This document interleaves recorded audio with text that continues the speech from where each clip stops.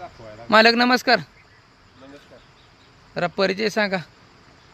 नाव मुकुंद पवार, गाव किल्ले सदाशिवगड राजमाच. गै मित्राचे आहे शिवम चव्हाण करवडी. शिवम चव्हाण करवडी. करवडी हो. बरं 3 बैलाचे आज आपला कॅप्टन बैल सोडाय काय नक्की काय म्हणा तुमच्या असं? कॅप्टनचं काय पैदास आम्ही बघितलेले आहे. पैदास चांगली पडत्या, मोठ्या मापाची होत्या, वाण येते चांगला, शरीराला फिटनेस आहे, देखून पण आहे, त्याच्यामुळं बैल सिलेक्ट केला. आता तुम्ही सारखा बैल बघता, आता बैल थोडा खराब झालाय, तरी पण थोडंफार बैलाचं वर्णन काय तुम्हाला सांगता येईल?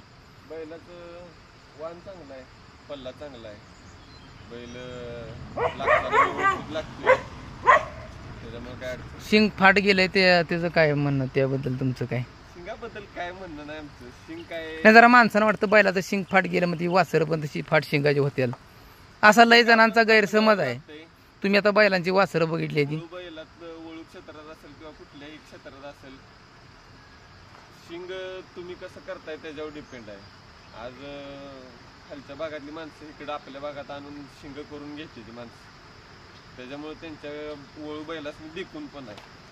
आपण ती गोष्ट केलेली नाही का, तर जसं वळण आले त्या पद्धतीने आपण ठेवलेलं नाही. निश्चित आपल्या बैलाचं वळण असं नव्हतं, बैलानं शिंगात कासरं अडकून बैलानं शिंगाचं वाटोळं केलं, पण त्याची वासरं अशी नक्की होत नाही. तुम्ही डोळ्यानं बघताय, आता भविष्यात बघत राहाल.